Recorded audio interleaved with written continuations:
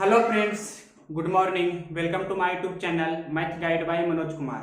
7 March 2021 का RRB NTPC phase 5 का आज शिफ्ट 2 का एनालिसिस करेंगे। जो भी क्वेश्चंस हैं सभी 100% रियल क्वेश्चंस होंगे।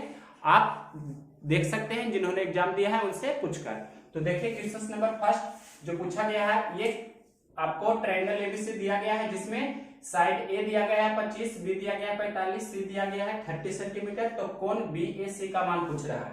मतलब आपके प्रश्न में जो एंगल ए रहता है तो उसके सामने वाला जो साइड होता है उसे स्मॉल ए से डिनोट करते हैं। ये एंगल बी के सामने वाले साइड को स्मॉल बी से, एंगल सी के सामने वाले साइड को स्मॉल सी से डिनोट करते हैं। तो ए का मान कितना आपके प्रश्न में दिया है, इस प्रकार से ए 25 दिया है और बी का मान आपके प्रश्न में दिया है 45 और सी का मान आपके प्रश्न में कितना दिया है 30। तो इस प्रकार से आपको दिया गया है और आपको पूछ रहा है कि कोण B A C, that means कोण ए का मान पूछ रहा है। तो ये कैसे बनाते हैं आपको पता होना चाहिए। Use cosine formula. कोसाइन फॉर्मूले आपको आना चाहिए। तो कोसाइन फॉर्मूले क्या होते हैं, यहाँ पर cos ए आपको पूछ रहा है तो cos ए बता रहे हैं, cos बी भी बता सकते हैं, cos सी भी बता सकते हैं, लेकिन cos ए भी बता रहे हैं। देखें ध्यान से, cos ए बराबर क्या होता है, cos ए बराबर होगा, यहाँ पर ए पूछ रहा है तो देखिए कैसे लिखते हैं, बी स्क्वायर प्लस सी स्क्वायर, और ए पूछ रहा है तो उसे घटाते हैं और यहाँ पर ये दोनों प्लस में है तो दोनों को गुना करके लिखते हैं बी से। इस प्रकार से लिखने का ये आपको रूल ध्यान रखना चाहिए। जैसे अगर जो हमें इस प्रकार से cos बी यहाँ पूछे तो क्या करेंगे, cos बी पूछ रहा है तो बी वाला को घटा देंगे और जो बचा ए और बी उसे जोड़ेंगे, मतलब ए और सी को, ए स्क्वायर प्लस सी स्क्वायर और 2ac। उसी प्रकार से अगर जो cos सी पूछे तो क्या करेंगे, cos सी पूछे तो सी स्क्वायर को घटा देंगे और ए स्क्वायर प्लस बी स्क्वायर करेंगे और ए भी प्लस में है तो 2ab। इस प्रकार से आपको फॉर्मेट याद रखना है। तो हमें cos ए चाहिए तो ए निकाल रहे हैं। देखिए ध्यान से, cos ए का मान निकालना है तो बी स्क्वायर कहने का मतलब क्या, 45 का स्क्वायर। उसी प्रकार से सी स्क्वायर कहने का मतलब 30 का स्क्वायर। उसी प्रकार से क्या है, ए स्क्वायर का मतलब क्या, 25 का स्क्वायर। अब इसे हल कर देना है और नीचे 2bc लिखा है, मतलब 2 गुना बी का मान कितना है 45 और सी का मान कितना है, सी का मान है 30। इस प्रकार से हमने यहाँ लिखा। अब देखिए एक स्टेप और जाएगा या 2 स्टेप, इतना तो समझाने के लिए लिखे हैं। 45 का स्क्वायर कैसे करते हैं, जिसके अंत में 5 हो उसका स्क्वायर करने का रूल होता है कि 5 का स्क्वायर पहले 25 हो गया और 4 से 1 ज्यादा 5, मतलब 4 5 20। इस प्रकार से गुना करते हैं। प्लस 30 का स्क्वायर 900 सभी लोग जानते होंगे, माइनस 25 का स्क्वायर 625 भी सभी जानते होंगे। तो यहाँ पर से नीचे में ऐसे ही रहने देते हैं, 2 गुना 45 गुना कितना है 30। अब यहाँ पर से ये दोनों को जोड़ देंगे तो 20 और 9 कितना हो जाएगा 29। यहाँ पर से हम लिख देना है इस प्रकार से, एक लाइन और बढ़ाकर या यहीं लिख देते हैं। ये तो 2900 कितना हो जाएगा 25, तो 2925 में से आपको कितना घटाना है 625। 20 और 900 कितना हो गया 2900 और 25 ये 2925 में से आपको घटाना है 625।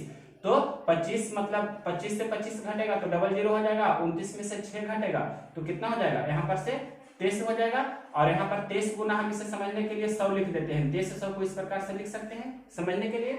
और यहाँ पर ये कितना हो गया, 2 गुना 45 गुना कितना लिखा है 30। अब 1 0 से 1 0 कैंसिल कर देते हैं और ये 2 से कितना 5 दूनी 10 कैंसिल कर देते हैं और 5 से 45 कैंसिल कर देते हैं तो 9 गुना 3 यानी कि आपका आंसर हो जाएगा 23/27। यही आपके प्रश्न का आंसर हो जाएगा। लेकिन ये एंगल नहीं हुआ, ये हुआ आपका cos ए का मान इतना हुआ।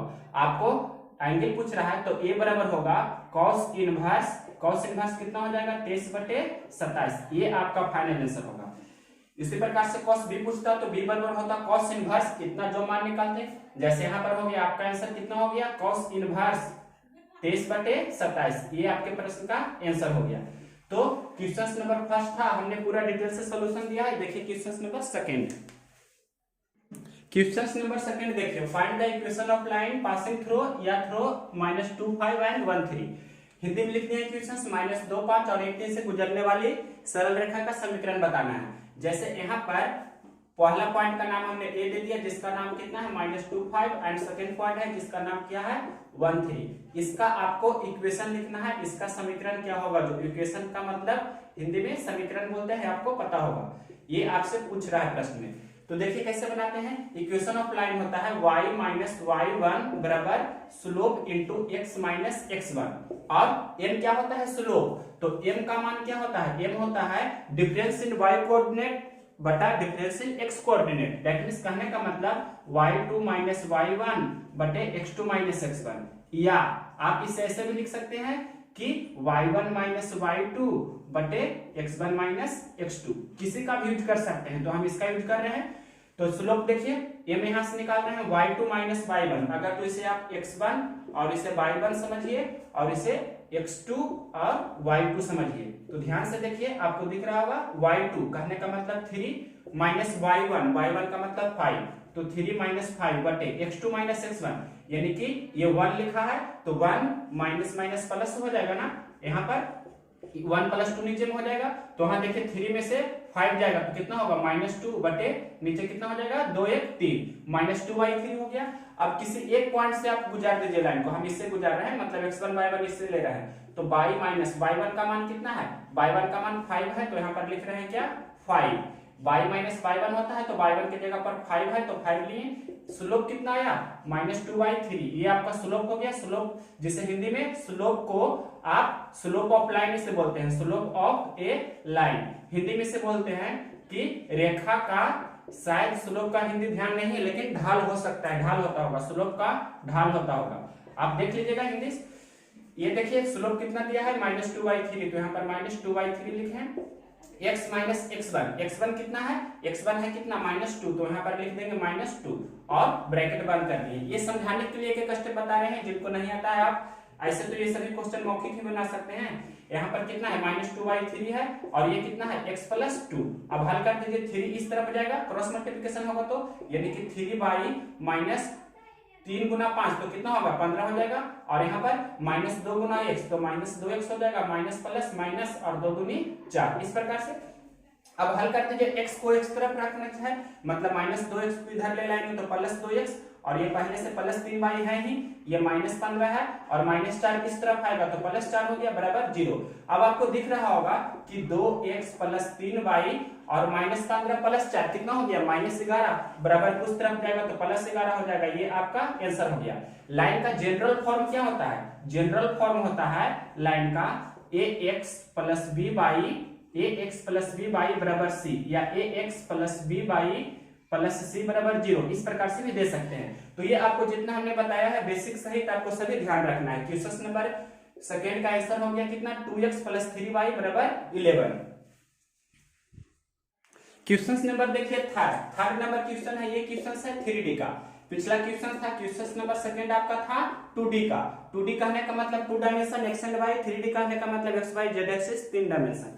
तो यहाँ पर से ये क्वेश्चन है, किसी प्लेन का इक्वेशन आपको दिया गया है, इक्वेशन ऑफ प्लेन ये दिया गया है और पूछ रहा है कि find the intercepts on the axis of the plane. ये आपका प्लेन की इक्वेशन है, हिंदी में लिखे हैं ये तल, मतलब हिंदी में प्लेन को समतल या तल बोलते हैं।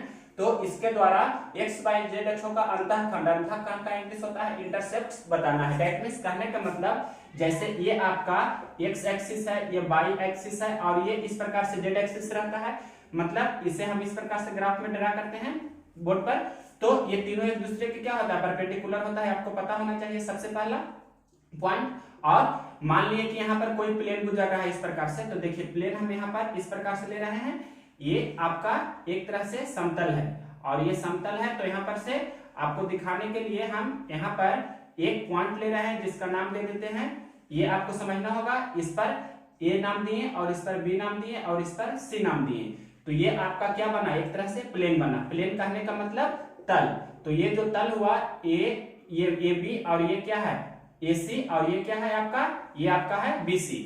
तो इस प्लेन का इक्वेशन जनरल इक्वेशन होता है, आपको पता होना चाहिए ax + by + cz + d बराबर 0। इस प्रकार से ये प्लेन 3D एक्सिस का मतलब 3D में प्लेन का ये इक्वेशन होता है ax + by + cz + d बराबर 0। तो आपके क्वेश्चंस में इस प्रकार से दिया गया है और पूछ रहा है कि इंटरसेप्ट ऑन x एक्सिस, मतलब x एक्सिस पर कितना इंटरसेप्ट कर रहा है, मतलब ये जो वैल्यू है ये आपसे पूछ रहा है, ये पूछ रहा है और ये पूछ रहा है। तो इसका जनरल फॉर्म होता है x by a + y by b + z by c बराबर कितना होता है 1। ए बी सी क्या होता है, ये होता है एक्स एक्सिस पर इंटरसेप्ट, वाई एक्सिस पर इंटरसेप्ट को बी बोलते हैं और जेड एक्सिस पर इंटरसेप्ट को सी बोलते हैं। मतलब ए मतलब कहने का मतलब जैसे 5 मीटर एक्स एक्सिस पर यहाँ से यहाँ की दूरी है, ए बी 5 यानी कि यहाँ पर वो दे देते हैं नाम, तो ओ ए 5 है, ओ बी 6 है और ओ सी 7 है, इस प्रकार से समझने के लिए। तो यही होता है ए बी सी होता है जो आपका इंटरसेप्ट होता है। यहाँ लिख देते हैं ए बी सी क्या है, इंटरसेप्ट, हिंदी में इसे बोल सकते हैं अंतःखंड ऑन द एक्सिस या ऑन द एक्सिस लिख सकते हैं। एक्सिस सिंगुलर होता है, एक्सिस प्लुरल होता है। मतलब आरएचएस में यानी कि दाहिना साइड आपको एक लाना है ना, तो यहाँ पर एक देखिए, इसका सबसे बेस्ट सॉल्यूशन आपको दे रहे हैं, आपको समझ में आना चाहिए। देखना है यहाँ से इक्वेशन लिखा है 3x, आप सॉल्यूशन कर रहे हैं। ये तो हमने आपको थ्योरी बताया समझने के लिए। सॉल्यूशन देखिए 3x - 4y - 2z, 3x - 4y - 2z बराबर 6 लिखा है। हमें इस तरफ क्या चाहिए, एक चाहिए। देखिए इक्वेशन में इस तरफ एक होता है जनरल फॉर्म में, ये आपका क्या है, general form of intercept form, ये इसे इंटरसेप्ट फॉर्म बोल देते हैं समझने के लिए। ये होता है आपका intercept form of plane, intercept form of plane. ये प्लेन का क्या है, इंटरसेप्ट फॉर्म है। कहने का मतलब इसका ये एक तरह से इक्वेशन है, प्लेन का equation x by a + y by b + z by c बराबर 1। तो बराबर किस तरफ, मतलब आरएचएस में दाहिना साइड होता है, राइट हैंड साइड 1 रहना चाहिए। यहाँ क्वेश्चंस में 6 दिया है, तो इसे 1 बनाने के लिए ये 6 दिया है, तो 1 बनाने के लिए 6 से भाग देंगे, तो इधर भी हमें 6 से भाग देना होगा। अब देखिए इस तरफ आपका 1 हो गया, यहाँ कितना हो जाएगा, ये हो जाएगा आपका 3x/6। यहाँ पर हम प्लस समझने के लिए लिख देते हैं, तो यहाँ पर क्या हो जाएगा -4y अपॉन कितना हो जाएगा 6, यहाँ प्लस लिख देते हैं, तो यहाँ कितना हो जाएगा माइनस, यहाँ पर हो जाएगा 2z अपॉन कितना हो जाएगा 6, बराबर में 1 लिख दिए। अब देखिए यहाँ पर ये कैंसिल कर सकते हैं, तो 3 दूनी 6, यहाँ पर और भी कैंसिल कर सकते हैं, 2 दूनी 4 और 3 दूनी 6, यहाँ तो 1 दूनी 2 और 3 दूनी 6। अब इसे हम सजा कर लिख सकते हैं कि x, ये x/2 है, तो हम इसे समझने के लिए लिख सकते हैं x/, इसे हम लिख देते हैं, ये 2 है मतलब 2/1 है, तो इसे हम लिखते हैं 1/2 या ऐसे ही रहने देते हैं। ये तो क्लियर है, इसमें कोई डाउट नहीं रहना चाहिए। लेकिन यहाँ पर जो लिखा गया है y का कोफिशिएंट कितना है, y लिखा गया है आपका -2y/3 लिखा है, तो हम इसे लिख सकते हैं इस प्रकार से कि y बटा, यहाँ लिख रहे हैं -3/2। तो ये हम इसे हल करेंगे, ये जो लिखे हैं हम इसे हल करेंगे, तो ये 2 ऊपर चला जाएगा और ये पहले जैसा हो जाएगा -2y/3 हो जाएगा। और यहाँ पर आपको इस तरह से लिखना है, जैसे ये प्लस -z/3 लिखा है, तो इसे ऐसे ही रहने देते हैं, z/-3 हो गया आपका, यानी कि इस फॉर्म में हो गया। a की जगह पर कितना है, a की जगह पर मतलब आपका 2 है। कंपेयर करेंगे इससे और इससे, तो आपको दिख रहा होगा कि a की जगह पर कितना है 2 और b की जगह पर कितना है, तो b की जगह पर है -3/2 और c की जगह पर कितना है, तो c की जगह पर सिर्फ आपका कितना है -3, यानी कि यही आपका क्या हो जाएगा, आंसर हो जाएगा। तो इस प्रकार से आपको बनाना है। ये हमने कैसे लिखा आपको फुल्ली डिटेल में समझाया है। तो क्वेश्चन नंबर 1 2 3 बहुत ही इंपॉर्टेंट था, एडवांस मैथ का ये सभी पोर्शन था। अब देखते हैं नेक्स्ट क्वेश्चंस। क्वेश्चन नंबर देखिए 4, ये बहुत ही इंपॉर्टेंट क्वेश्चन है टाइम एंड वर्क का। राम किसी काम को अकेले 50 दिन में कर सकता है। राम 10 दिन में काम करके छोड़ देता है काम को और शेष काम रवि 32 दिन में पूरा कर देता है। तो दोनों मिलकर उस काम को कितने दिन में पूरा कर सकते थे, इस प्रकार का क्वेश्चन है। तो इसका मेथड फर्स्ट देखिए, फर्स्ट मेथड क्या कह रहा है, जो मेथड फर्स्ट हम बता रहे हैं, राम किसी काम को 50 दिन में करता है। तो यहाँ पर लिख देते हैं राम है जो किसी काम को कितना दिन में कर रहा है, 50 दिन में। यहाँ हमने लिखा राम किसी काम को 50 दिन में कर रहा है। उसके बाद आगे प्रश्न में लिखा है कि राम 10 दिन काम करके उस काम को फिर करना छोड़ देता है। तो 10 दिन तक उसने काम किया, तो कितना काम किया, मतलब राम ने कितना काम किया है, तो वो कैसे निकालेंगे, 10 दिन में काम किया है, 10 दिन तक काम किया है और टोटल काम करता है वो 50 दिन में पूरा, मतलब वह इतना काम कर लिया है, यानी कि 1/5 काम उसने कर लिया है। 1/5 काम राम ने किया है, 1/5 काम किया है। राम ने कितना काम किया है, 1/5 काम किया है। तो प्रश्न में लिखा है इसके आगे कि श्याम है जो शेष काम, बचा हुआ काम को 32 दिन में पूरा कर देता है। तो राम 1/5 काम करता है, तो शेष काम कितना हुआ, टोटल काम 1 मानते हैं, तो शेष काम हो जाएगा 1 - 1/5, कहने का मतलब 4/5 काम है जो शेष काम है। अब आ गया श्याम, तो श्याम है जो आपका 4/5 काम करता है, कितना दिन में, प्रश्न में दिया है 32 दिन में। कितना दिन में, ये श्याम नहीं है आपका, क्वेश्चंस में है रवि, राम की जगह पर रवि है, इसके जगह पर मतलब श्याम नहीं है, रवि है। जिससे कोई भी दिक्कत नहीं नाम से, मतलब जो भी काम बचा है उससे रवि कर देता है। कितना दिन में आपको दिया है प्रश्न में? 32 दिन में। नाम से मतलब नहीं रखना है, 32 दिन में। तो यहाँ पर से 4 8 32, तो 8 5 40, यानी कि रवि है जो कितना दिन में काम कर देता है? तो 8 गुना 5 या 5 गुना 8 कर सकते हैं क्रॉस मल्टीप्लिकेशन इस प्रकार से, यानी कि 4/5 काम करता है। शेष काम 4/5 काम हुआ जो 32 दिन में, तो एक काम पूरा कितना दिन में करेगा? तो इस प्रकार से 4 8 32 और 5 8 40 दिन में। तो इस प्रकार से आपका श्याम, मतलब श्याम की जगह पर हमने रवि लिखा है, रवि कितना दिन में कर रहा है? 40 दिन में। तो यहाँ पर लिख देते हैं कि रवि है जो पूरा कितना दिन में कर सकता था उस काम को? 40 दिन में। अब ये पहले जैसा मेथड हो गया। यहाँ से भी पहला तरीका से बता सकते हैं कि दोनों मिलकर, मतलब दोनों मिलकर कितना दिन में करेगा? तो दोनों मिलकर निकालने के लिए दोनों को गुना कर देंगे। 50 गुना 40 बटा 50 प्लस 40, तो 50 गुना 40 बटा 50 40 90। कहने का मतलब कितना हो जाएगा? 200 बटा कितना हो जाएगा? 200 बटा 9, इतना हो जाएगा आपका दिन। ये आपके प्रश्न का आंसर हो जाएगा। या यहाँ से हम ऐसे भी बना सकते हैं कि राम है जो कितना दिन में करता है? 50 दिन में, और रवि है जो कितना दिन में करता है? 40 दिन में। तो टोटल काम कितना हो जाएगा? 50 40 का एलसीएम हो जाएगा, मतलब 200 काम टोटल काम करना है। तो 50 चौके ये 4 की क्षमता से करेगा, और 40 बचे ये 5 की क्षमता से काम करेगा। तो दोनों मिलकर, मतलब टाइम ऑफ, मतलब यहाँ दोनों के लिए, दोनों कितना दिन में काम करेगा? तो 200 काम करना है, दोनों मिलकर 4 और 5 दोनों मिलाकर, मतलब 9 की क्षमता से, तो 200 बटा 9 इतना दिन हो जाएगा। इसका ये मेथड आपका फर्स्ट था। मेथड फर्स्ट में ही आपको बता दिए, मेथड सेकंड भी, लेकिन इसका एक मेथड और है जो यहाँ बता रहे हैं, ध्यान से देखिए। मेथड थर्ड यहाँ बता रहे हैं, ये भी बहुत इंपॉर्टेंट है। कैसे इंपॉर्टेंट है? जो देखिए क्वेश्चन में लिखा है सबसे पहले कि राम है जो किसी काम को 50 दिन में कर सकता है। तो यहाँ पर लिख रहे हैं राम, RAM, राम है जो किसी काम को 50 दिन में कर सकता है। ठीक, उसके बाद लिखा है कि वह कितना दिन काम करता है? राम है जो 10 दिन तक काम करता है, मतलब राम ने 10 दिन तक काम किया। फिर शेष बचा काम को श्याम है जो 32 दिन में पूरा कर देता है। श्याम नहीं, श्याम की जगह पर रवि है, मतलब रवि है जो कितना दिन में? 32 दिन में पूरा कर देता है। यहाँ दिख रहा होगा आपको। अब देखिए इधर हम राम को इधर ले लाते हैं, मतलब राम गुना 50 और माइनस हो जाएगा राम गुना क्या? 10 बराबर रवि गुना कितना हो जाएगा? 32। इसे हल कर देंगे तो यहाँ कितना हो जाएगा? राम गुना 40। सिंप्लीफिकेशन कर देंगे थोड़ा सा, और राम और रवि का यहाँ पर से एफिशिएंसी निकाल लेंगे तो आपको क्लियरली दिख रहा होगा। 4 से 4 दहे 40 और 4 से 4 8 32, और भी कैंसिल कर सकते हैं यहाँ से। 5 दूनी 10 और ये कितना हो जाएगा? 4 दूनी 8, यानी कि राम और आपका रवि का दोनों का क्षमता को एफिशिएंसी बोलते हैं। क्षमता का कितना चला है रेशियो? यहाँ पर से 4:5। तो दोनों मिलकर है जो टोटल कितना काम कर रहा है? दोनों मिलकर कैसे पता करेंगे? तो राम का जो क्षमता यहाँ पर रख देंगे, यहाँ पर रख देंगे राम का क्षमता, मतलब 4 गुना 50, ये हो जाएगा आपका टोटल वर्क। तो दोनों मिलकर तो 4 और 5, मतलब इस प्रकार से डिवाइड कर देंगे तो कितना हो जाएगा? 50 चौके 200 और 4 5 9, मतलब 200 बटा 9 दिन। तो इस प्रकार से हमने आपको ये मेथड थर्ड बताया जो बहुत ही इंपॉर्टेंट है। और आपका यहाँ पर से ये वाला मेथड जो है सेकेंड मेथड भी इंपॉर्टेंट है। और फर्स्ट मेथड में ये फॉर्मूला है कि d1 गुने d2 करते हैं बटा d1 प्लस d2 करते हैं। ये आपका मेथड फर्स्ट में हमने बताया, मतलब 2 आदमी का जब भी निकालना रहेगा तब। तो इस प्रकार से इस क्वेश्चन को बहुत ही डीपली से एनालिसिस किए हैं। देखिए क्वेश्चन नंबर इसके आगे,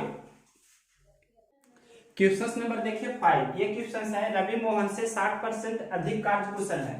कहने का मतलब यहाँ पर लिख रहे हैं रवि और यहाँ लिख रहे हैं मोहन। रवि है और मोहन है, तो प्रश्न में लिखा है कि रवि है जो मोहन से 60% अधिक कार्यकुशल है, यानी कि मोहन 100% कार्यकुशल है तो रवि 60% अधिक। कहने का मतलब 160% कार्यकुशल है। कार्यकुशल कहने का मतलब ये इफिशिएंसी, यानी कि जिसे हम हिंदी में क्षमता बोलते हैं, तो क्षमता का ये अनुपात निकाल कर आ जाएगा B80 60 से और B25 100, यानी कि 8:5। आगे प्रश्न में लिखा है कि यदि रवि किसी काम को 16 दिन में पूरा करता है तो मोहन कितना दिन में करेगा? मतलब रवि है जो 16 दिन में पूरा कर रहा है, यानी कि 8 गुना 16 आपका हो जाएगा क्या? Total work. तो मोहन कितना दिन में करेगा? 5 की क्षमता से, तो 5 से डिवाइड कर देंगे तो इस प्रकार से टाइम ऑफ मोहन आपका निकल कर चला आएगा, यानी कि इसे भाग दे देंगे तो 16 28 से 128 बटा कितना हो जाएगा? 5, और डेसिमल में करेंगे अगर जो तो कितना हो जाएगा? 256, और यहाँ पर एक जीरो हो जाएगा, 10 बटा 10 हो जाएगा, मतलब 25.6 दिन आपके प्रश्न का आंसर हो जाएगा। क्वेश्चन नंबर ये था 5। इसके बाद देखिए क्वेश्चन नंबर 6। क्वेश्चन नंबर 6 देखिए, किसी धनराशि पर 5% और 8% का साधारण ब्याज की दर से क्रमशः 6 वर्ष और 3 वर्ष का साधारण ब्याज का अनुपात बताना है। तो साधारण ब्याज बराबर आप जानते हैं एसआई बराबर क्या होता है, आर इंटू टी परसेंट, यानी कि दर गुना समय का परसेंटेज। तो पहला दिया है और दूसरा दिया है किस प्रकार से, देखिए पहला दिया है रेट 5% और उसके लिए टाइम दिया है 6 वर्ष, यानी कि 5 गुना 6 कितना परसेंट हो जाएगा।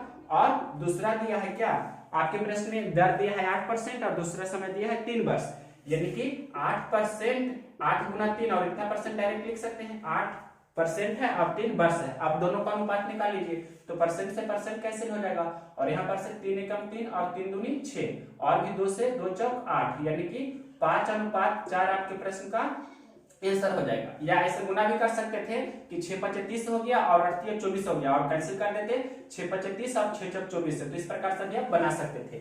ये क्वेश्चन नंबर था 6। इसके बाद देखिए क्वेश्चन नंबर 7 नंबर क्वेश्चन बहुत ही इजी क्वेश्चन है। दो संख्याओं का एलसीएम और एचसीएफ क्रमशः 126 और 2 है। यदि पहली संख्या 18 है तो दूसरी संख्या बताइए। आप जानते हैं एलसीएम गुना एचसीएफ बराबर होता है पहली संख्या गुने दूसरी संख्या। इस प्रकार से तो आपके प्रश्न में दिया गया है एलसीएम दिया गया है 126, एचसीएफ दिया गया है 2 और पहली संख्या कितना दिया गया है आपके प्रश्न में 18। तो दूसरी संख्या आपसे पूछ रहा है क्वेश्चन। तो 18 सत्ते 26 से इस प्रकार से कैंसिल कर सकते हैं। तो दूसरी संख्या का मान कितना चला आया, 7 गुना 2, कहने का मतलब 14। तो इस प्रकार से आपका ये आंसर हो गया। ये क्वेश्चन नंबर आपका था 7। क्वेश्चन नंबर 7 है, यही बता रहे हैं क्वेश्चन नंबर 8 नंबर क्वेश्चन देखिए दिया गया है क्वेश्चन है, बहुत ही इजी क्वेश्चन है। 3 इंटू इस प्रकार से लिखा गया है 5x plus 2, 3 into 5x plus 2 minus 4 equal to बराबर दिया है 2 into 1 minus 4x, 2 into 1 minus 4x और आपसे इसमें x का मान पूछ रहा है। तो इसे सिंप्लीफिकेशन करना है। तो 5 या 15x प्लस 3 दूनी 6 हो जाएगा, माइनस 4 हो जाएगा, बराबर इधर हो जाएगा 2 एकम 2 और माइनस 8x। तो x को एक तरफ कर लेते हैं तो 15x और प्लस 8x हो जाएगा और इधर पहले से प्लस 6 है, माइनस 4 है और प्लस 2 इस तरफ आएगा तो माइनस 2 बराबर 0। एक ही बार हल कर सकते थे। यहाँ पर 23x हो गया और 6 माइनस 6 तो ये तो 0 हो जाएगा, ये प्लस 6 और ये माइनस 6 तो ये 0 हो गया ना। तो x का मान 0/23 कहने का मतलब x का मान कितना हो गया 0। तो ये सिंपल क्वेश्चन था 7 नंबर और 8 नंबर। इसके बाद देखिए क्वेश्चन नंबर 9। क्वेश्चन नंबर 9 बोल रहा है कि एक साइकिल चालक 650 मीटर की दूरी 2 मिनट 10 सेकंड में तय करता है तो उसकी चाल बताइए। आपके प्रश्न में दूरी कितना दिया है 650 मीटर, इस प्रकार से दूरी दिया गया है और आपके प्रश्न में समय कितना दिया गया है 2 मिनट 10 सेकंड। 2 मिनट इस प्रकार से लिखा है 2 मिनट और 10 सेकंड। तो यहाँ पर से आपको चाल पूछ रहा है कि चाल कितना होगा, जो चाल आपके प्रश्न में पूछ रहा है। तो बहुत ही इजी क्वेश्चन है। पहले इसे हम पूरा सेकंड में बदल देते हैं। 1 मिनट में 60 सेकंड, तो 2 मिनट में 2 गुना 60 और ये 10 सेकंड और, यानी कि 60 दूनी 120 और ये 10, मतलब टोटल कितना हो गया 130 आपका हो गया सेकेंड। और यहाँ पर से आप जानते हैं चाल बराबर क्या होता है, चाल बराबर होता है दूरी बटा समय। चाल बराबर दूरी बटा समय। तो दूरी कितना है 650 मीटर, समय कितना है, समय है आपका 130 सेकेंड। तो यहाँ पर से ये कैंसिल कर देंगे तो 5 बार में कैंसिल हो जाएगा, यानी कि 5 मीटर प्रति सेकेंड आपका हो गया चाल। लेकिन किलोमीटर प्रति घंटा में पूछ रहा है तो 18/5 से गुना कर देंगे तो ये आपका हो जाएगा किलोमीटर प्रति घंटा, यानी कि आंसर हो जाएगा 18 किलोमीटर प्रति घंटा। आपको रूल पता होना चाहिए, मीटर प्रति सेकेंड से किलोमीटर प्रति घंटा में जाने के लिए क्या करते हैं, हमें बड़ा में जाना है तो 18/5 बड़ा से गुना किए, 18/5 है जो आपका बड़ा है और इसका उल्टा 5/18 है जो क्या है इसके अपेक्षा छोटा है। तो इसका उल्टा जस्ट रहे, मतलब इधर से इधर हमें जाना है तो क्या करेंगे 5/18 से गुना करेंगे, यानी कि मीटर प्रति सेकेंड, यानी कि छोटा में बदलना है तो छोटा वाला से गुना करेंगे 5/18 से। क्वेश्चन नंबर 9 के बाद देखिए क्वेश्चन नंबर 10। क्वेश्चन नंबर देखिए 10। ये क्वेश्चन है कि 2200 रुपया का कोई एक वस्तु है जिसको ए ने बी के यहाँ 10% लाभ पर बेच दिया और फिर बी ने उसे सी के यहाँ 20% लाभ पर बेच दिया, तो सी ने उस वस्तु को कितना रुपए में खरीदा। तो बहुत ही इजी क्वेश्चन है। तो सी के बारे में पूछ रहा है ना, तो क्या करेंगे डायरेक्ट, पहले वस्तु कितना था 2200 रुपया का और ए है, ए के पास मतलब 2200 रुपया का कोई वस्तु है, वह बी को बेच रहा है 10% लाभ पर, तो बी कितना में खरीदा 110/100। इसे हल करेंगे मतलब ये बी कितना में खरीदा। फिर बी है जो सी को बेच रहा है 20% लाभ पर, तो 20% लाभ पर कहने का मतलब 120/100। अब ये आपका सी इतना रुपए में खरीद लिया। अब इसे हल कर देंगे, यही आपका आंसर हो जाएगा। तो 1 2 0 3 0 4 0 1 2 3 4। अब आपको गुना कर देना है 22 गुना 11 गुना 12। तो गुना देखिए कैसे कर रहे हैं, 22 को हम लिख देते हैं या 2 गुना 11 ऐसे लिख देते हैं, 22 को लिख देते हैं 2 गुना 11 और ये आपका 12 है। तो 11 गुना 11 आप जानते हैं कितना होता है 121। 121 दूनी कितना हो जाएगा 242। तो 242 गुना 12 कर देंगे, 11 का 121 होता है, तो 121 दूनी कितना हो जाएगा 242। 242 में 12 से गुना करेंगे तो 12 दूनी 24, बाकी 2, 12 चौक 48, 2 50, फिर बाकी है 5, फिर 12 दूनी 24 और 5 कितना हो गया 29। तो 2904 रुपया आपके प्रश्न का आंसर हो जाएगा। क्वेश्चन नंबर ये था 10। अब देखिए क्वेश्चन नंबर 11। क्वेश्चन नंबर देखिए 11, ये क्वेश्चन है बहुत ही अच्छे क्वेश्चन है। ये बोल रहा है कि रवि का वेतन मोहन के वेतन से 20% अधिक है। मतलब रवि है और क्या है मोहन है, रवि है और आपके प्रश्न में मोहन है। तो रवि का वेतन है जो मोहन को वेतन से 20% अधिक है, यानी कि मोहन का वेतन 100% है तो रवि का वेतन 120% होगा। ये आपके प्रश्न में वेतन के बारे में दिया गया है। वेतन को ही आय बोलते हैं या जिसे इनकम इंग्लिश में बोल सकते हैं। तो ये आपको समझना होगा। यहाँ पर से 20 छक 20 और 2500 यानी कि 6:5 में आपका दिया गया है दोनों का इनकम या वेतन। बोलिए मोहन का वेतन 1600 रुपया है तो रवि का वेतन बताइए। मोहन का वेतन कितना है 1600 रुपया। यहाँ पर आपके प्रश्न में दिया है 1600 रुपया है मोहन का वेतन, यानी कि 5 रेशियो का वैल्यू 1600 है तो 6 रेशियो का वैल्यू कितना होगा ये पूछ रहा है। तो यहाँ पर से ऐसे भी लिख सकते हैं कि 5 रेशियो का वैल्यू आपके प्रश्न में 1600 रुपया है तो 1 रेशियो का वैल्यू कितना होगा 1600 बटा कितना होगा 5। अब इसे 1600 को समझने के लिए 160 गुना 10 लिखते हैं और 32 कितना होता है 160। 32 गुना 10 कहने का मतलब 1 रेशियो का वैल्यू कितना हो गया 320। तो आपसे 6 रेशियो का वैल्यू पूछ रहा है तो 6 रेशियो का वैल्यू कितना होगा तो 320 गुना 6, ये कितना हो जाएगा 0 6 दूनी 12 6 दिया 18 19 यानी कि 1920 रुपया। यानी कि 1 रेशियो का वैल्यू हो गया 320, तो 5 में हम 320 से गुना करेंगे तो ये आएगा, तो 6 में भी आपको 320 से गुना करना होगा तो कितना आ जाएगा ये आपका 1920 रुपया। इस प्रकार से ये शॉर्टकट फॉर्म होता है, ये डिटेल फॉर्म होता है। तो क्वेश्चन नंबर आपका 11 कंप्लीट हुआ। अब देखिए क्वेश्चन नंबर 12। क्वेश्चन नंबर 12 देखिए मेंसुरेशन का 2 क्वेश्चन बहुत ही इंपॉर्टेंट है। पहला क्वेश्चन बता रहे हैं एक घन का विकर्ण 6√2 सेंटीमीटर है तो इसका वक्र पृष्ठ बताइए, मतलब टोटल सरफेस एरिया। तो किसी भी घन का विकर्ण का फॉर्मूला क्या होता है, घन का विकर्ण का फॉर्मूला होता है, विकर्ण को इंग्लिश में डायगोनल बोलते हैं, आपको पता होना चाहिए। तो घन का विकर्ण आपके प्रश्न में दिया है 6√2 सेंटीमीटर। तो घन का विकर्ण बराबर फॉर्मूला होता है √3 गुना भुजा, इस प्रकार से।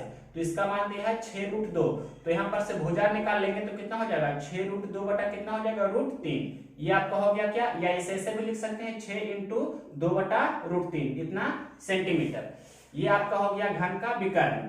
तो आपके प्रश्न में पूछ रहा है इसका वक्र पृष्ठ। वक्र पृष्ठ कहने का मतलब घन का वक्र पृष्ठ, घन का पूछ रहा है वक्र पृष्ठ। तो घन का वक्र पृष्ठ होता है 4 गुना भुजा स्क्वायर। अगर जो घन का संपूर्ण पृष्ठ पूछे, संपूर्ण पृष्ठ, घन का संपूर्ण पृष्ठ पूछेगा तो क्या होता है 6 गुना भुजा स्क्वायर। दोनों हम बता देते हैं, घन का विकर्ण होता है 4 गुना भुजा स्क्वायर, घन का संपूर्ण पृष्ठ होता है 6 गुना भुजा स्क्वायर।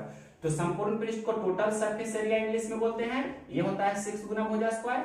और वक्र पृष्ठ को आप जानते हैं कर्व्ड सरफेस एरिया बोलते हैं, ये होता है 4a स्क्वायर।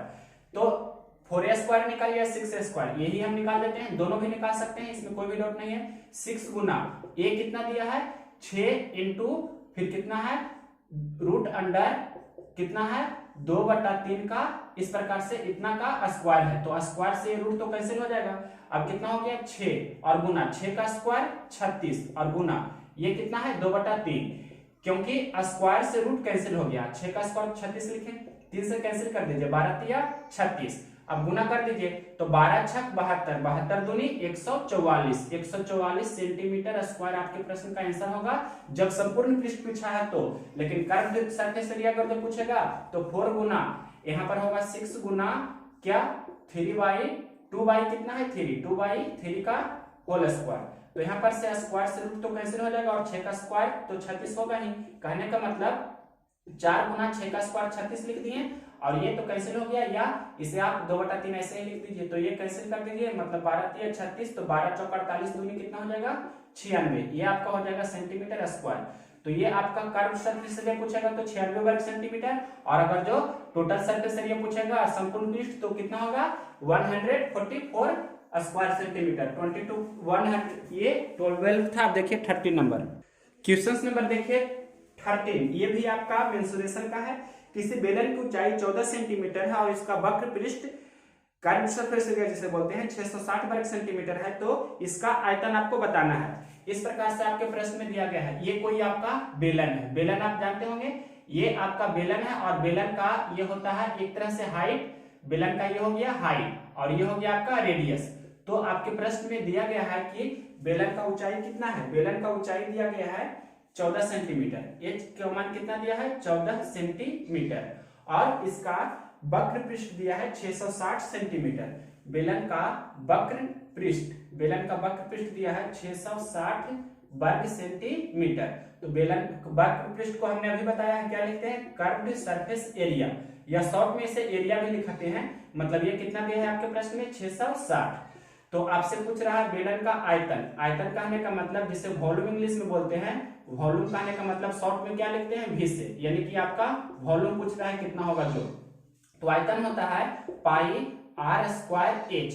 तो आर आपको निकालना होगा, एच दिया है, आर जैसे पाई का मान 22/7 हमने रख दिया, आर अगर जो हमें मालूम होगा तो लिख देते, लेकिन आर पता नहीं है, लेकिन एच दिया है, एच कितना दिया है, एच दिया है 14, तो 14 लिख दिए। तो आर का मान निकालेंगे आपका आंसर आ जाएगा, तो आर यहां से निकलेगा। तो बेलन का वक्र पृष्ठ का फॉर्मूला क्या होता है, बेलन में ये आपका सिलेंडर जिसे इंग्लिश में बोलते हैं, ये आपका सिलेंडर है जिसे हिंदी में बेलन बोलते हैं। तो बेलन का वक्र पृष्ठ होता है, बेलन का वक्र पृष्ठ का फॉर्मूला क्या होता है 2 पाई आर एच, बेलन का वक्र पृष्ठ होता है 2 पाई आर एच। तो यहाँ पर देखिए 2 गुना पाई का मान 22/7 गुना आर, आर को आपको निकालना है, और एच आपके प्रश्न में कितना दिया है, एच दिया है आपके प्रश्न में 14, इतना बराबर आपको दिया है 660। इसे हल कर लीजिए, तो 22 × 66, 30 बार में ये कैंसिल हो जाएगा, और ये 2 से 15 दूनी 30 मतलब 15, और ये 7 दूनी 14 ये भी कैंसिल हो जाएगा, तो 15/2 हो जाएगा। आर का मान कितना हो गया 15/2, जिसे 7.5 भी बोल सकते हैं। तो यहाँ पर 15/2 का स्क्वायर मतलब 15/2 गुना 15/2 दो बार लिखेंगे, और कैंसिल कर दीजिए ये, तो 7 दूनी 14 से 14 कैंसिल हो जाएगा, 2 से 11 दूनी 22 भी कैंसिल हो जाएगा, तो 15 गुना 15 225, 225 गुना 11 करेंगे, मतलब 11 गुना 225 करेंगे। तो ये भी करना आसान है, या ऐसे भी कर सकते हैं, 225 को जल्दी से गुना करना भी इजी ही है, इसमें कोई भी डाउट नहीं। कितना हो गया 2475, तो 2475 सेंटीमीटर क्यूब यहाँ हो जाएगा, आयतन पूछ रहा है तो क्यूब में हो जाएगा। ये आपके प्रश्न का आंसर हो गया 13 नंबर। देखिए 14 नंबर क्वेश्चंस, क्वेश्चन नंबर देखिए 14, ये क्वेश्चन बोल रहा है कोई रेलगाड़ी 35 किलोमीटर प्रति घंटा की चाल से 105 किलोमीटर की दूरी कितनी देर में तय करेगी। ये तो बहुत इजी क्वेश्चन हो गया, कितनी देर में तय करेगी, यानी कि टाइम पूछ रहा है, तो टाइम बराबर होता है डिस्टेंस अपॉन स्पीड। मतलब आपको ये पता होना चाहिए कि समय बराबर होता है दूरी बटे चाल, तो दूरी दिया है 105 किलोमीटर, 105 किलोमीटर की दूरी है, 35 किलोमीटर प्रति घंटा के स्पीड से वह दूरी को तय कर रही है। तो किलोमीटर से किलोमीटर 35 या 75 से, यानी कि घंटा ऊपर जाएगा, यानी कि 3 घंटा आपके प्रश्न का आंसर हो जाएगा 3 आवर्स। नेक्स्ट क्वेश्चन देखिए, क्वेश्चन नंबर ये आपका था 14, इसके बाद यही बता रहे हैं आपको 15 नंबर क्वेश्चन। किसी वस्तु को 750 रुपए में बेचा जाता है तो उससे 25% का लाभ होता है।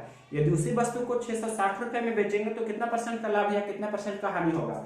तो पहले क्रयमूल्य निकाल लेते हैं। क्रयमूल्य मतलब जब 750 रुपए में बेचा है तो 25% का लाभ होता है, तो कितना में खरीदा है, मतलब 750 रुपए में बेचता है तो 25% का लाभ, कहने का मतलब 125/100, तो 100/125 लिखते हैं क्रयमूल्य निकालने के लिए, आपको पता होगा।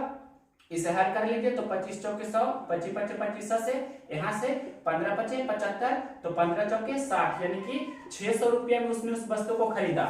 यानी कि क्रयमूल्य आपके प्रश्न में कितना दिया है, क्रयमूल्य हो गया 600, और विक्रयमूल्य आपके प्रश्न में कितना दिया है, यदि उस वस्तु को 660 रुपए में बेचे तो कितना परसेंट का लाभ या हानि होगा। 660 रुपए में वो वस्तु को बेच रहा है, तो यहाँ से रेशियो से भी निकाल सकते हैं, 1 0 से 1 0 कैंसिल हो जाएगा ना, और यहाँ से 10 छक 60 और 11 छक 66, यानी कि कहने का मतलब 10 रुपए में खरीदा है, 11 रुपए में बेचा है। अब इसे 100 पर ले लाइए, तो 10 से दोनों तरफ गुना कर देते हैं, यानी कि 100 रुपया में खरीदा है और 110 में बेचा है, तो 10% का उससे लाभ हो रहा है। सिंपल क्वेश्चन हो गया।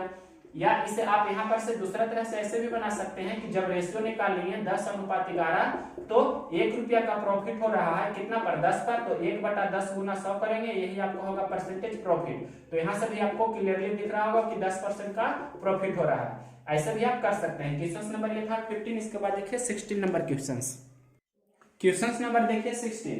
ये बोल रहा है कि 1600 रुपया में राम ने श्याम को किसी वस्तु को 5% लाभ पर बेच दिया, फिर श्याम ने 20% लाभ पर उसी वस्तु को किशन के यहाँ बेच दिया, तो उस वस्तु को किशन ने कितने रुपये में खरीदा। ये भी इजी क्वेश्चन है। मतलब 1600 रुपया का कोई वस्तु था, फिर 1600 रुपया की कोई वस्तु था, राम के पास अभी वस्तु है, तो उसने श्याम के यहाँ 5% लाभ पर बेच दिया। तो श्याम ने कितना में खरीदा 5% लाभ पर, यानी कि 105/100। ये श्याम ने खरीद लिया इतना रुपये में। फिर आगे बोल रहा है कि श्याम ने उसी वस्तु को 20% लाभ पर किशन को बेच दिया, 20% लाभ पर बेच दिया, तो किशन कितना में खरीदेगा, इतना रुपये में खरीदा। अब इसे हल कर दीजिए, 1 0 2 3 3 0 कैंसिल हो जाएगा ऊपर में। अब यहाँ पर से ये 10 है, तो इसे हम 5 दूनी 10 और 6 दूनी 12 कैंसिल कर दिए, और ये 5 से 1 बचे 75 से कैंसिल कर देते हैं, तो आपका कितना हो जाएगा 21 गुना 6, यानी कि आपको यहाँ पर लिख देते हैं 16 गुना 126। 21 से 26 होता है, गुना भी कर देते हैं, तो 16 6 96, बाकी 9, 16 दूनी 32 और 9 41 होता है, बाकी 4, 16 एकम 16, 16 4 कितना हो जाएगा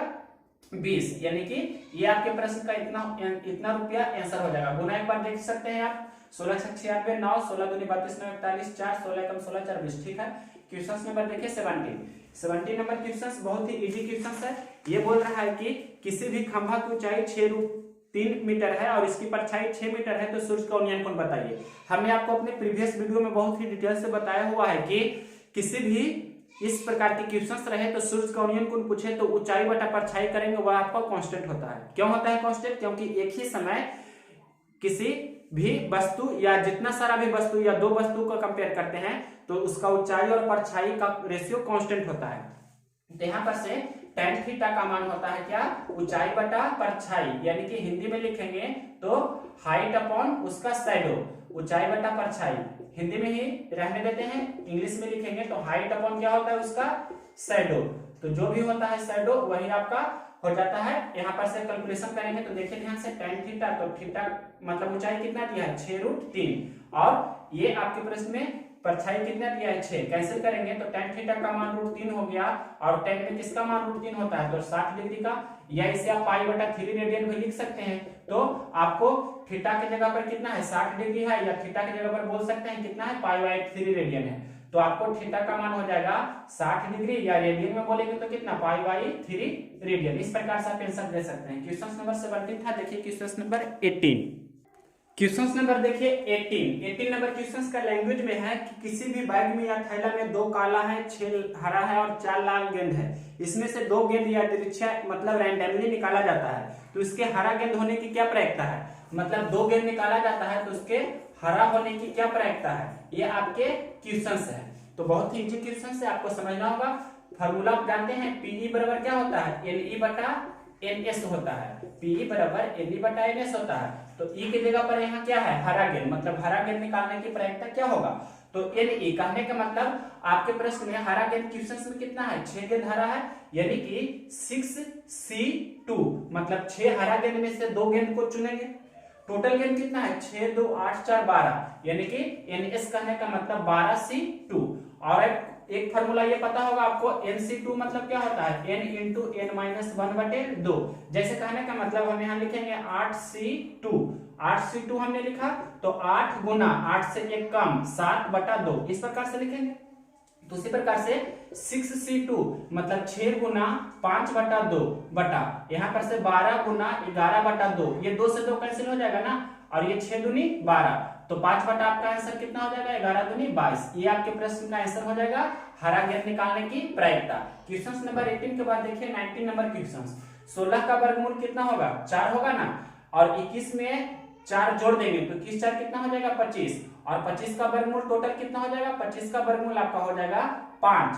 तो अब 284 में यहाँ पर 5 जोड़ देंगे तो कितना हो जाएगा 284 और 5 जोड़ेंगे तो 289 का वर्गमूल कितना होता है 17। अब 17 इसमें जोड़ देंगे तो इसमें 17 जोड़ेंगे तो कितना हो जाएगा 121। अब 121 का वर्गमूल कितना होता है तो 11, तो इस प्रश्न का आंसर हो जाएगा 11। क्वेश्चन नंबर 19 के बाद देखिए 20 नंबर क्वेश्चन।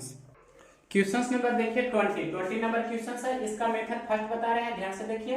आपको 2 वर्ष का सीआई और एसआई मतलब साधारण ब्याज चक्रवृद्धि ब्याज का अंतर दिया है 25 रुपया, दर दिया है 4%, तो आपको मूलधन पूछ रहा है। तो पहला तरीका देखिए, आपको फॉर्मूला पता होगा, सीआई माइनस एसआई बराबर क्या होता है, सीआई माइनस एसआई बराबर होता है मूलधन का आर बटा 100 का स्क्वायर। इस प्रकार से तो सीआई माइनस एसआई मतलब अंतर दिया है 25, मूलधन आपसे पूछ रहा है प्रश्न में, रेट दिया है 4% का मतलब लिख सकते हैं 4 गुना 4 बटा 100 गुना 100। इस प्रकार से सिंपल वे में 4 बटा 100 को 4 बटा 100 गुना 4 बटा 100 दो बार लिख दिया। अब यहाँ पर से 25 है, कैंसिल तो इस प्रकार से नहीं होगा, लेकिन यहाँ तो कैंसिल हो सकता है कि 4 से यहाँ 25 चौके 100 और ये 4 से ये वाला 25 चौके 100 हो गया। अब देखिए 25 गुना 25 गुना 25 3 बार हो गया ना, मतलब इस प्रकार से क्रॉस मल्टीप्लिकेशन कर देंगे तो 25 गुना 25 गुना 25, तो 25 गुना 25 625 होता है, सभी लोग जानते हैं। लेकिन ये 625 गुना फिर 25 करेंगे तो 25 पच्चे 25 से 12 हो जाएगा हाथ में, 25 दूनी 50 12 62 होता है, फिर 6 हो जाएगा, 25 छक 150 और 6 156, यानी कि 156 25 आपके प्रश्न का आंसर हो जाएगा। सेकेंड मेथड आपको इस प्रकार से अप्लाई कर सकते हैं कि 2 वर्ष का यहाँ पर से सीआई कितना हो जाएगा, 2 वर्ष का सीआई कितना हो जाएगा, तो 2 वर्ष का सीआई कैसे निकालेंगे, इस प्रकार से 4 प्लस 4 गुना 4 बटा 100, तो हो जाएगा 4 4 8 या 4 चौके 16, यानी कि 8.16%। कितना हो गया, 4 वर्ष का 4% की दर से 2 वर्ष का सीआई। और यहाँ पर आपके प्रश्न में एस आई निकालेंगे, मतलब 2 वर्ष का एस आई कितना होगा, 2 वर्ष का एस आई होता है आर इंटू टी परसेंट, यानी कि 4 गुना 2, कहने का मतलब 8%। तो सी आई और एस आई कितना हो गया, 2 वर्ष का सी आई और एस आई हो गया, मतलब 8.1 में से 8% घटा देंगे तो कहने का मतलब कितना हो गया 0.16%। कितना हो गया, आपके प्रश्न में अंतर कितना दिया है 25 रुपया, यानी कि 0.16% का वैल्यू दिया है 25 रुपया। तो मूलधन का मतलब होता है 100%, तो 100% का वैल्यू कितना होगा 25 बटा 0.16 और गुना 100, यही आपके प्रश्न का आंसर होगा। इसे आप कैंसिल कर सकते हैं इस प्रकार से, 25 बटा 16 गुना 100, दशमलव हटाएंगे तो ऊपर एक पर 2 जीरो और हो जाएगा, कैंसिल कर दीजिए तो 4 चौके 16 25 चौके 100, फिर ये 25 चौके 100, तो 25 गुना 25 गुना 25, तो 156 25 अभी हमने गुना किया है, ये आपके प्रश्न का आंसर हो जाएगा। मेथड सेकंड भी आपको ध्यान ही रखना है। मेथड सेकंड मतलब 20 नंबर का मेथड फर्स्ट ये बताया, सेकंड नंबर ये बताया। अब देखिए लास्ट क्वेश्चन, ये भी आपका इंपॉर्टेंट है, बहुत ही इंपॉर्टेंट क्वेश्चन है। मूलधन 1000 दिया है, टाइम 2 वर्ष दिया है और अमाउंट दिया है 1061 रुपया, तो रेट ऑफ सीआई पूछ रहा है। ये क्या है, सीआई मतलब चक्रवृद्धि ब्याज पर क्वेश्चन है, चक्रवृद्धि ब्याज का दर बताना है। तो अमाउंट आपको दिया है कितना 1061, मूलधन दिया है 1000, तो यहाँ पर से सीआई कितना हो जाएगा 1061 में से आप घटा दीजिएगा 1000, यानी कि 61 रुपया आपका हो जाएगा सीआई। तो 2 वर्ष का आपका सीआई कितना हो गया, 2 वर्ष का सीआई हो गया 61 रुपया। तो ऐसे प्रश्न को आपको बाई ऑप्शन चलना है, बाई ऑप्शन मतलब आर आपको प्रश्न में 8% का ऑप्शन दिया होगा, जैसे 2% दिया रहेगा, 3% दिया रहेगा, 4% दिया होगा या 5%, मतलब किसी प्रकार से ऑप्शन दिया होगा। तो ऑप्शन में भी सबसे पहले छोटा ऑप्शन को टेस्ट करेंगे, तो आपका आंसर होता है 3%, हमें ध्यान है, तो 3% यहाँ रखेंगे, तो आपका कैलकुलेशन कीजिएगा तो